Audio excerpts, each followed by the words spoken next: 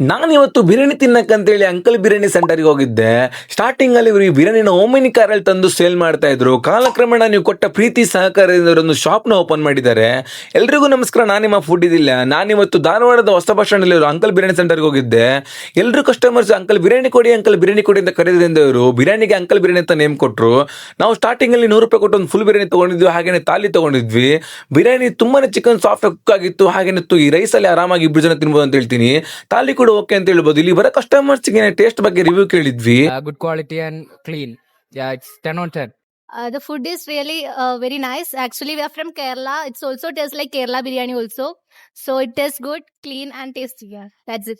ಇಲ್ಲಿ ಒಂದು ಕೇಳ್ಕೊಂಡು ಅದ್ರ ಮೇಲೆ ನಾನು ಊಟ ಡಿಸೈಡ್ ಮಾಡ್ತಿದ್ದೆ, ಅಂದ್ರೆ ಬೇರೆ ಕಡೆ ಹೋಗೋದು ಅಥವಾ ಅಂಕಲ್ ಕಡೆ ಹೋಗೋದು ಅಂತ ಹೇಳಿ. ಸೊ ಅಷ್ಟ್ರ ಮಟ್ಟಿಗೆ ಇವ್ರ ಮೇಲೆ ನಂಗೆ ನಂಬಿಕೆ, ಅಂದ್ರೆ ಇವ್ರು ಕೊಡೋ ಕ್ವಾಂಟಿಟಿ ಆಯ್ತು, ಕ್ವಾಲಿಟಿ ಆಯ್ತು, ಅಷ್ಟು ಚೆನ್ನಾಗಿ ಕೊಡ್ತಾರೆ ಇವ್ರು. ಸೊ ಹೋಗಿ ವಿಸಿಟ್ ಕೊಟ್ಟು ಟೇಸ್ಟ್ ಮಾಡಿ ಅಂತ ಹೇಳ್ತಾ ಈ ರೀತಿ ವಿಡಿಯೋಕ್ಕೋಸ್ಕರ ಫುಡ್ ಇದಿಲ್ಲ ಫಾಲೋ ಮಾಡಿ.